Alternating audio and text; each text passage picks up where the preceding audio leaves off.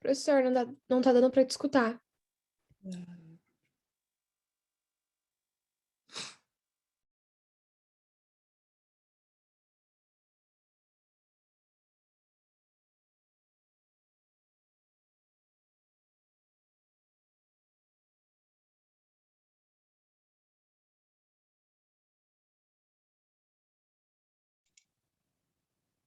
Agora está dando para ouvir? Ligou? Sim. Beleza. Então hoje, como eu estava falando, a gente vai começar a nossa revisão para a nossa prova de sábado, tá? Então, assim, como eu comentei na aula na semana passada, e quem estava ao vivo deve ter ouvido, a gente vai trabalhar com todos os temas do trimestre da parte da BNCC, tá?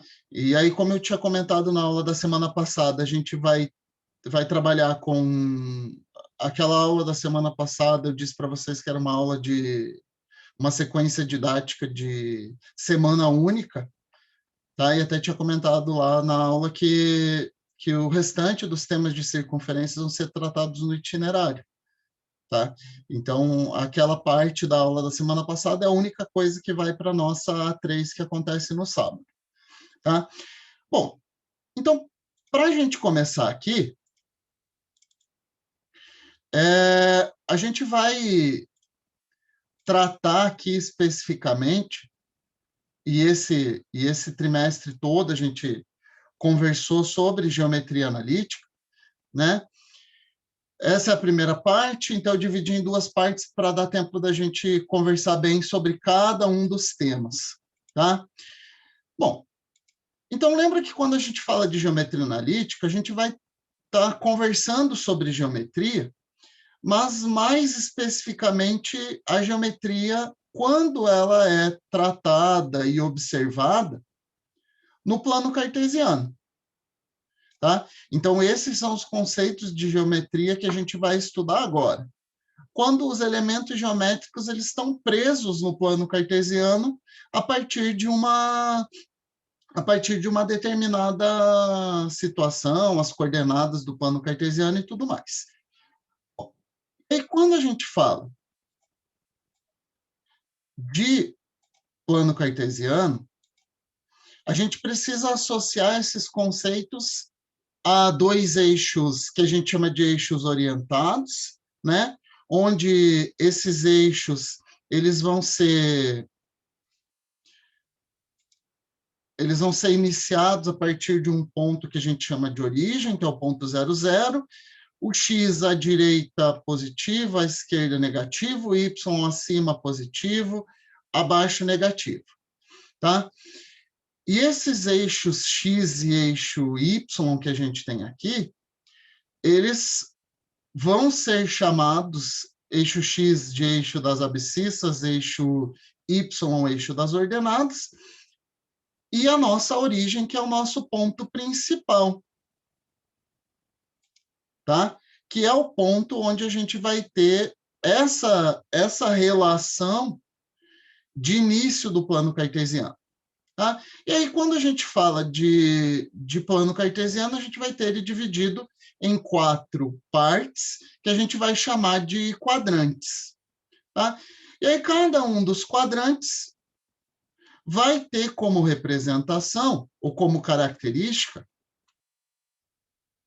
uma ordem de sinais, ou uma característica quanto aos sinais. Então, por exemplo, se eu falar do primeiro quadrante, eu sei que eu estou falando de pontos que têm ambas as coordenadas positivas, tanto x quanto y. Quando eu estiver trabalhando com pontos, por exemplo, do terceiro quadrante, eu vou ter pontos que têm como característica x e y negativos, e assim por diante para o segundo e para o quarto quadrantes, que também vão ter as suas características específicas. E aí a gente tem aqueles pontos particulares, que são aqueles pontos que eu marco direto nos eixos. Ou eu marco direto no eixo X, ou eu marco direto no eixo Y. Tá? Então, eu vou dizer que é um ponto pertencente ao eixo X, um ponto pertencente ao eixo Y, ou um ponto pertencente ao eixo das abscissas, ou um ponto pertencente ao eixo das ordenadas, tá? Até alguém me perguntou em uma das aulas aí, a qual quadrante esses pontos pertencem? Eles não pertencem a nenhum quadrante. Eles vão fazer parte do eixo X ou do eixo Y. Então, não vou dizer que está no primeiro, segundo, terceiro, quarto quadrante. E eles apresentam como característica sempre a mesma disposição, o mesmo formato. Todo ponto do eixo X, do eixo das abscissas, tem coordenada de Y valendo 0. E todo ponto do eixo Y, é o contrário. Tem a coordenada de X valendo 0. Então, por exemplo, quando eu escrevo um ponto, por exemplo, 0 e 3, eu sei que esse ponto vai ser marcado direto no eixo Y, na coordenada Y valendo 3. Ou quando eu escrevo o ponto 2 e 0, eu sei que eu estou escrevendo ele direto no eixo X, na coordenada de X valendo 2. Por quê? No azulzinho aqui eu não tenho deslocamento horizontal. A partir da origem eu só vou subir ou descer, preso diretamente no eixo Y. E a mesma coisa os pontos do eixo X. Eu vou me deslocar para a esquerda ou para a direita, sem ter nenhum tipo de deslocamento vertical. Tá bom? Bom, e aí dentro desses conceitos, a gente vai tratar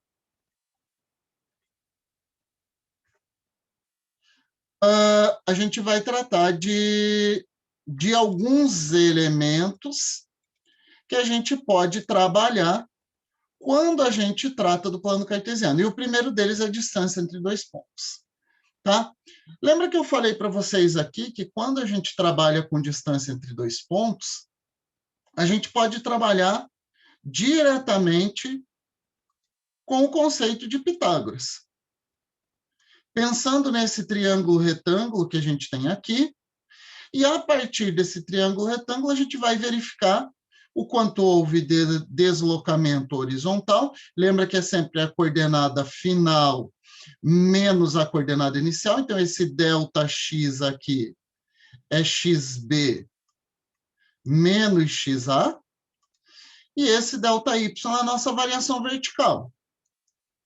YB menos YA. E a partir desse triângulo retângulo aqui, a gente vai aplicar Pitágoras com esses catetos que valem as variações, respectivamente, horizontal e vertical, para esse triângulo retângulo que a gente tem aqui. E a hipotenusa do triângulo vai ser a nossa distância entre os pontos A e B. Tá? Então, tudo trabalhando com as coordenadas do ponto, lembrando que eu falei para vocês aqui, ó.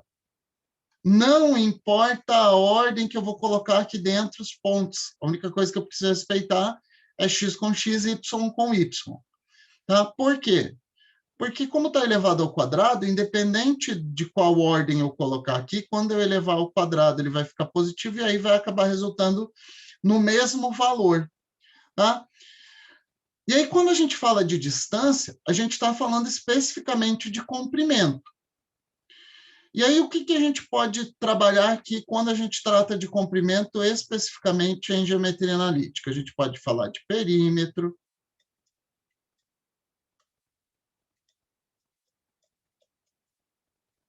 A gente pode falar em um determinado exercício, por exemplo, em distância entre cidades, entre pontos, entre dois lugares, com o nome distância mesmo. Eu posso tratar com medidas de figuras geométricas, a medida do lado de um quadrado, a medida do perímetro de um triângulo, a medida da altura de um triângulo, tá? Então, perímetro, distância, ou até mesmo, né, as medidas de comprimento em geral.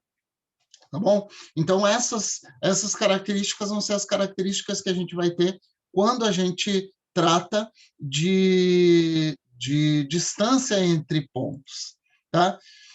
Vocês vão lembrar que a gente falou também de outro tipo de distância, né? Distância entre ponto e reta, que tem uma característica um pouco diferente dessa que a gente está trabalhando aqui na distância entre dois pontos. Tá ok? Bom, e aí a gente vai para a segunda característica que a gente tem, que é a característica do ponto médio do baricentro do triângulo. Lembra que quando a gente fala do baricentro e do ponto médio, são características que representam pontos específicos de uma determinada situação, tá? E aí, quando a gente fala de ponto médio, a gente está falando de um ponto que divide um determinado segmento em duas partes de mesma medida. E aí, por isso que a gente faz a média aritmética entre as coordenadas. Tá? Então, o ponto médio é a média aritmética entre as coordenadas de dois pontos A e B, aos quais eu quero saber qual é o ponto que divide o segmento que une eles ao meio. Então, ponto médio, xa mais xb dividido por 2, ya mais yb dividido por 2. E aí a gente vai entrar aqui também dentro do conceito de mediana. Né? A mediana está associada diretamente ao conceito de ponto médio, por quê? A mediana se refere a um segmento de reta que une um dos vértices do triângulo ao ponto médio do lado oposto, que une um dos vértices do triângulo ao ponto médio do lado oposto, um dos vértices do triângulo ao ponto médio do lado oposto. E isso, a união desses três segmentos de reta, dessas três medianas, a gente vai encontrar um ponto G, tá? Que vai representar para a gente o que a gente chama de centro de equilíbrio do triângulo, tá? Que é aquele ponto que onde eu faço o apoio do triângulo, ele vai ficar perfeitamente em equilíbrio sem ter nenhum tipo de movimentação, né? Vem do bares, que é a ideia de gravidade, de prender o elemento e manter ele estático.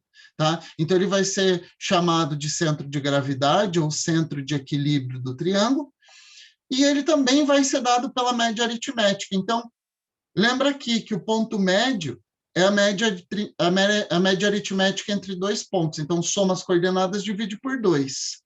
O baricentro é a média aritmética entre três pontos, os três vértices do triângulo. Então, soma as coordenadas e divide por 3. Soma as coordenadas e divide por 3. Tá? Então, o baricentro representa para a gente o encontro ou o ponto de encontro entre as medianas do triângulo. Tá ok? Então, esses dois conceitos que a gente tem aqui são dois conceitos bastante importantes e que, se vocês lembrarem, na aula de circunferência, a gente usou esse conceito aqui de volta. Naquele exemplo onde a gente tinha dois pontos do diâmetro da minha circunferência, e para encontrar o centro, bom, o diâmetro é 2 vezes o raio, então o centro vai se localizar exatamente no ponto médio do segmento que une esses dois pontos do diâmetro. Tá? Bom, e aí a gente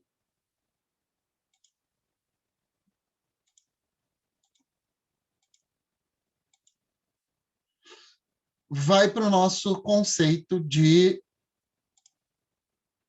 condição de alinhamentos e área do triângulo. Tá? Na aula que a gente falou de condição de alinhamento e de área do triângulo, tinham várias coisas lá naquele slide que a gente tratou até então, antes de falar desse conceito do determinante. Tá? E mais especificamente aqui do conceito do determiníquo. Tá? Então, esse conceito do determiníquo que a gente tem aqui, ele é um conceito que a gente pode usar em qualquer situação que a gente estiver trabalhando com área de triângulo, condição de alinhamento, equação da reta, a gente pode trabalhar com o conceito do determinismo. Ou pode usar o determinante aqui também, é a escolha de vocês. Eu, particularmente, sempre uso esse aqui porque ele é mais rápido, tá? Mas aí fica a escolha de vocês utilizar qualquer um dos dois, tá? E ele sempre vai utilizar como referência coordenadas de 3 pontos. Isso, quando a gente fala de condição de alinhamento entre 3 pontos, a gente já vai para a área que lembra que eu falei para vocês que quando eu tenho um polígono que não seja triângulo, né? Porque aqui, quando a gente trata especificamente do início de área, a gente fala de área triangular, né? E a característica que é a seguinte: se esse determinante dá 0, indica que os pontos estão alinhados.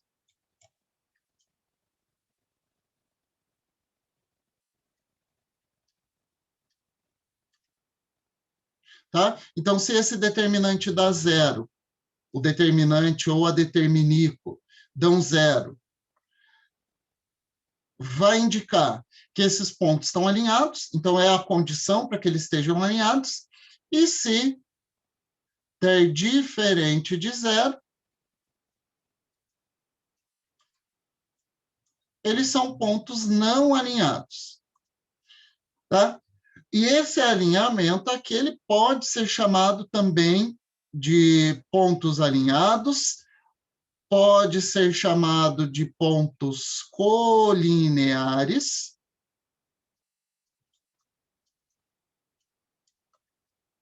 ou também que pontos pertencentes a uma mesma reta, tá? E o nome aqui, colineares, é que eles compartilham, que eles pertencem, que eles estão em uma mesma reta, tá?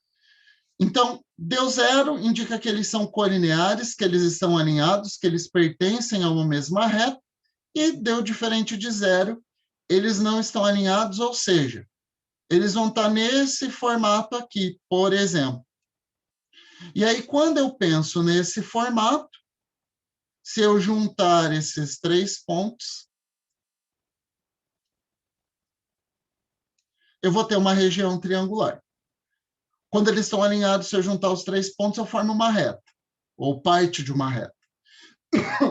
Tá bom? Então, quando eles não estão alinhados, aí a gente pode trabalhar com o conceito de área de triângulo, que é o mesmo processo, o cálculo dessa determinante aqui, desse determinico, e aí é lógico que ele não vai dar 0, né? Porque se ele der 0, os pontos estão alinhados. Então, vou fazer esse cálculo aqui, exatamente a mesma coisa, o nosso D, XA, YA, XB, YB, XC, YC, sempre repetindo somente a primeira coordenada que eu escrevi.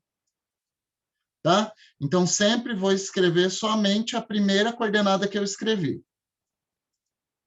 Calcula essa determinico, lembra? Diagonal principal, as 3, diagonal secundária, as 3. Quando vai, permanece o sinal. Quando volta, o sinal troca. Tá? E aí, módulo dessa determinico dividido por 2. Essa é a expressão aqui que vai dar para a gente a área do triângulo, tá? A área da região triangular, vocês vão ver ali na frente, que a gente também pode tratar dos conceitos de área de polígonos maiores. Tá? E até frisei aqui, ó. Quando você for usar o determinico, independente de quantos pontos você usou, eu só repito no final a primeira que eu escrevi. Tá bom? Bom, e aí, pessoal, se tiver alguma dúvida, alguma coisa, só chamar que eu paro, que eu não estou conseguindo ver o chat aqui agora, tá bom? E aí a gente tem a extensão dessa característica aqui para polígonos de qualquer quantidade de lados. Se vocês observarem aqui esse polígono A, B, C, D, E, F, 1, 2, 3, 4, 5, 6 lados, um hexágono que a gente tem aqui, copio as coordenadas x, y, a, x, b, y, b, x, c, y, c, x, d, y, d, e, f, e repito somente a primeira que eu escrevi. Tá? Vou repetir somente a primeira que eu escrevi. Tá aqui. Então, eu escrevi o XYA, o último vai ser XYA. A única coisa que vocês precisam tomar cuidado aqui, ó, é que a partir da figura, vocês precisam escrever os vértices na ordem em que eles aparecem. Então, A, B, C, D, E, F, não preciso começar especificamente pelo A, mas se eu começar pelo D, é D, E, F, A, B, C. Tá? Eu começo sempre pelo A para seguir a ordem alfabética aqui. Tá? Mas a única restrição aqui é que vocês escrevam os vértices em ordem na qual eles aparecem, ou numa sequência. Então, vou começar pelo B, C, D, E, F, ou B, A, F, E, D, C. Tá? Nas ordens em que eles vão aparecendo, unindo os lados do polígono a partir do ponto que eu escolher. E aí, lembrando aqui que, independente de quantos vértices você escrever, lá no final, você vai repetir somente o primeiro que você escreveu.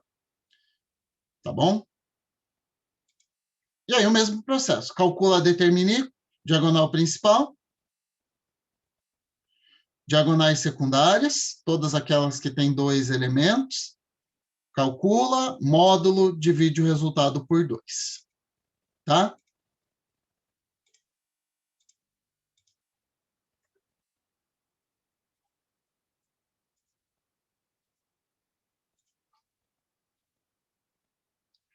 Bom, e aí a gente vai para a nossa equação da reta, tá?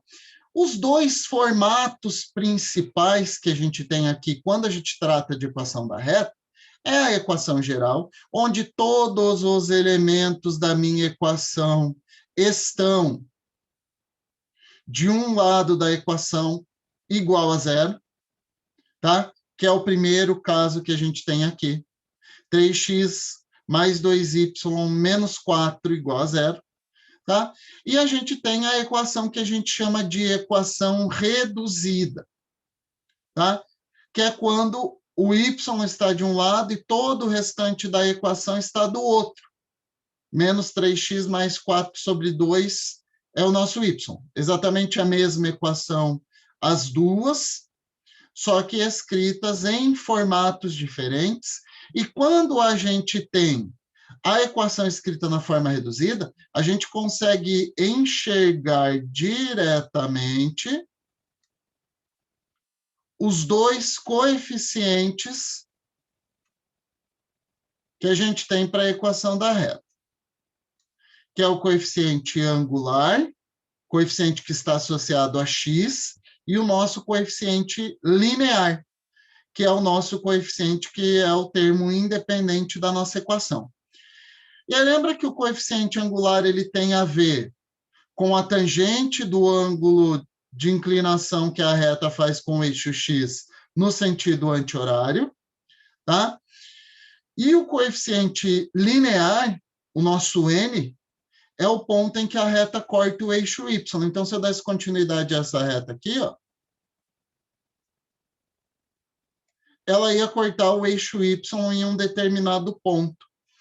Esse ponto onde a reta corta o eixo y vai ser o valor do nosso coeficiente linear, tá? Tanto que o ponto onde ela corta o eixo y sempre tem coordenadas 0 e n, 0 e coeficiente linear da reta. Então, para essa reta aqui, a gente pode dizer que o coeficiente linear é 4 meios, e o coeficiente angular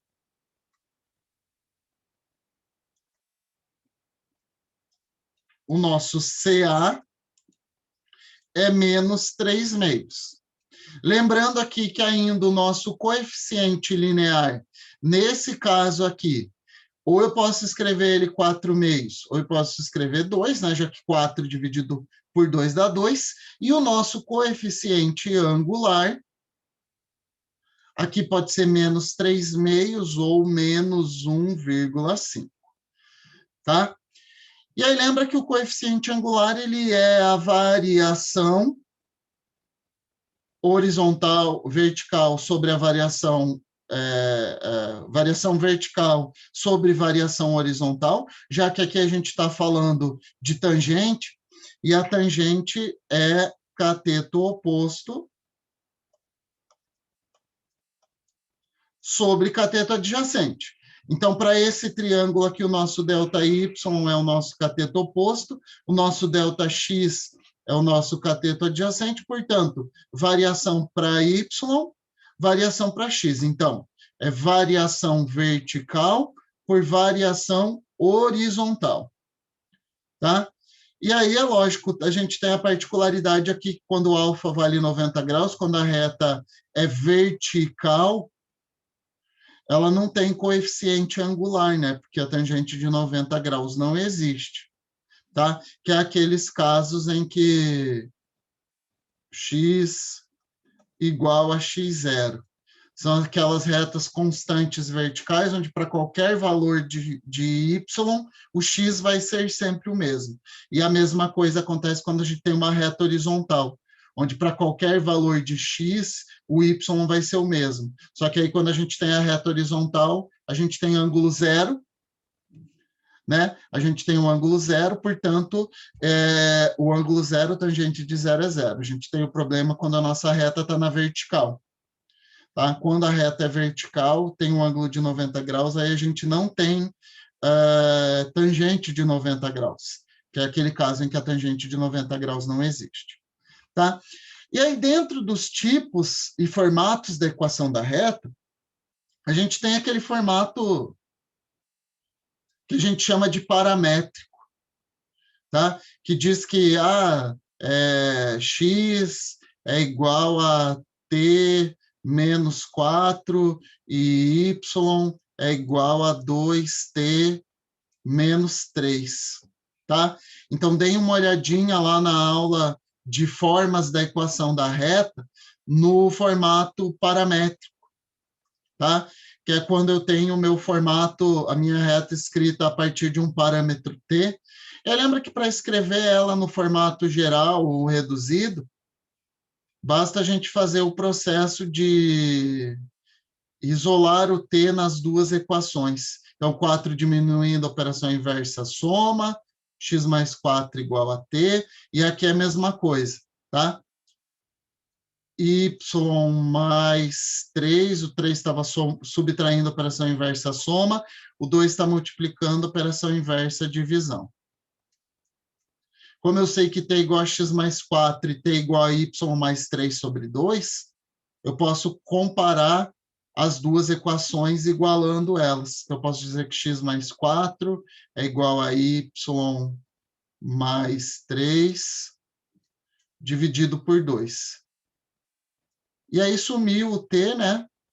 E aí basta eu organizar a minha equação para escrever ou ela no formato geral ou ela no formato reduzido, tá? Então, a forma paramétrica, ela é justamente chamada de paramétrica porque eu escrevo a minha equação da reta em função de um parâmetro. No caso aqui, de um parâmetro t. Tá ok? Então, para reescrever ela no formato geral ou reduzido, geralmente, como eu falei para vocês, ela vai vir nesse formato paramétrico e a gente vai ter que passar ela para o formato geral ou reduzido. Tá? E o processo de passar ela para o formato geral ou reduzido, isola o t nas duas expressões que vieram nesse sisteminha, e aí iguala as duas expressões que você achou em função de t. Tá bom? Bom, e aí a gente vai para o nosso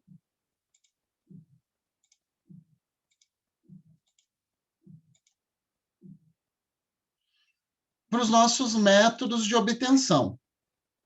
Tá? São dois. Tá? Primeiro, quando eu conheço dois pontos da minha reta, isso aqui é importante para vocês definirem e montarem a equação da reta, tá, gente? Quando eu conheço dois pontos, então, quando ele me dá lá dois pontos da reta XA e YA,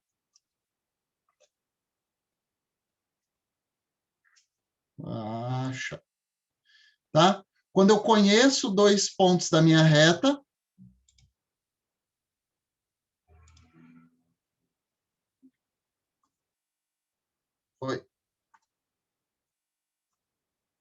aí. Quando eu conheço dois pontos da minha reta, tá? Então, a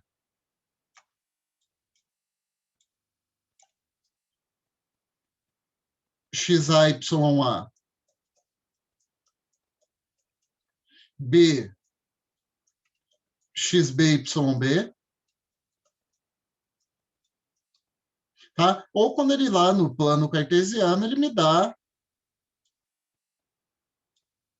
a equação da reta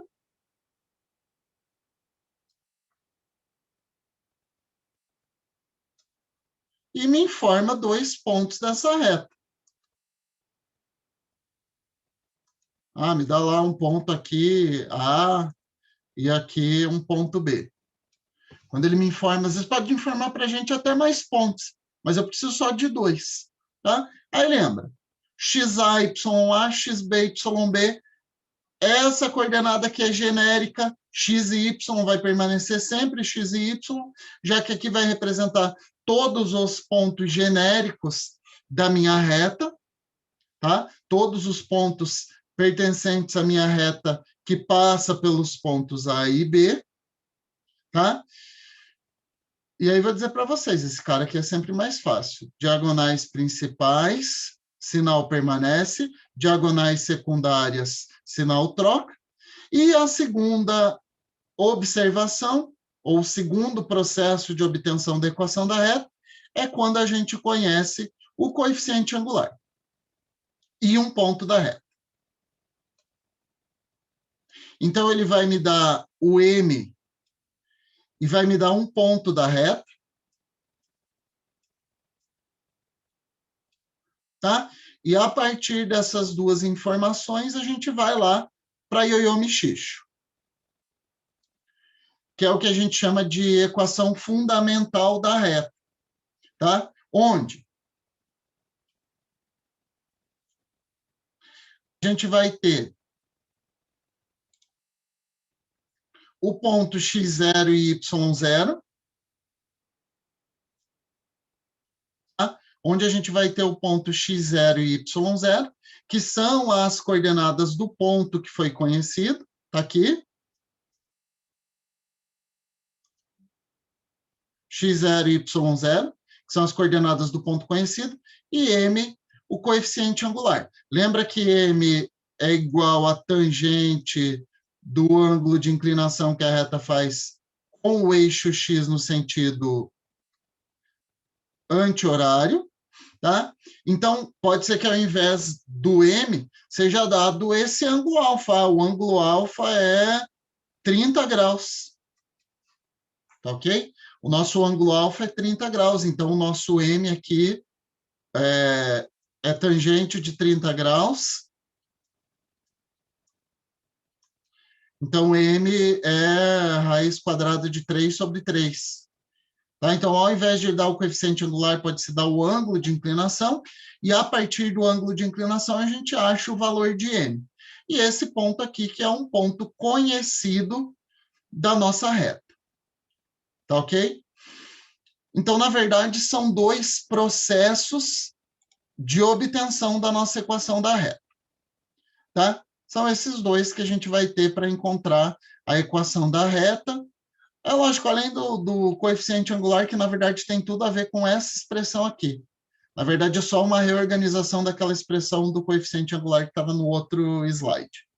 Tá bom?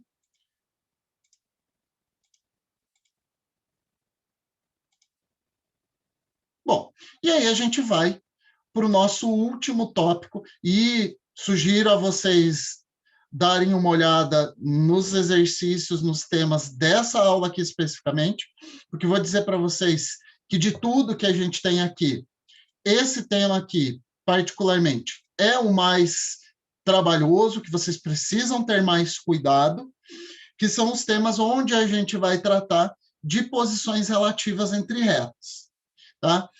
Especificamente aqui de retas paralelas e de retas perpendiculares, tá? Então, duas coisas aqui que vocês têm que observar. Falou de retas paralelas, o coeficiente angular delas tem que ser o mesmo. Então, por exemplo, y igual a 3x menos 4, y igual a 3x mais 15. Opa, olha lá, ó. Os coeficientes angulares são iguais. Então, essas duas retas aqui, obrigatoriamente ou consequentemente, elas são paralelas, tá? E duas retas que são perpendiculares, elas apresentam como característica os coeficientes angulares invertidos e de sinal trocado. Lembra aquela regra? Coeficientes angulares invertidos e de sinal trocado. Ou, senão, olha lá, estão vendo que MR é igual a menos 1 sobre MS. Se eu trazer esse MS que está dividindo na operação inversa multiplicação, eu tenho uma outra característica aqui que eu posso observar, que é, quando eu multiplico coeficientes angulares de duas retas que são perpendiculares, o resultado sempre vai ser menos 1. Então, o produto dos coeficientes angulares de duas retas perpendiculares sempre vai ser menos 1. Então, por exemplo, y igual a menos 2x mais 3, y igual a x menos 8 dividido por 2. Então, por exemplo, aqui, para essas duas retas, olha lá, ó, a primeira tem coeficiente angular menos 2, a segunda tem coeficiente angular 1/2. Então, quando eu multiplico menos 2 por 1/2, 2 e 2 simplificou, menos 1 vezes 1 dá menos 1. Ou eu vou pensar aqui, ó, qual que é a reta perpendicular a uma reta que tem coeficiente 1/2? Retas perpendiculares têm coeficientes angulares invertidos e de sinal contrário. Então, olha lá, ó, M2 vai ter coeficiente angular invertido e de sinal contrário, aqui era positivo, aqui era negativo. Tá? Então, essas são características de retas que são perpendiculares. E, se não apresentar nenhuma dessas duas características, elas podem ser coincidentes,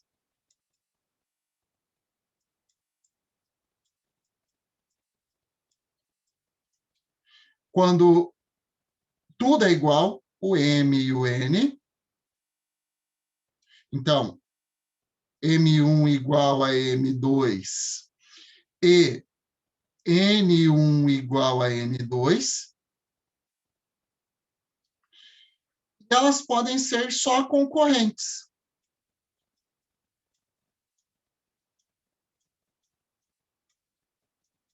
Que é quando os coeficientes angulares são diferentes. Professor, mas aqui as retas perpendiculares, eles também são diferentes. Poxa, mas as retas perpendiculares, elas são concorrentes.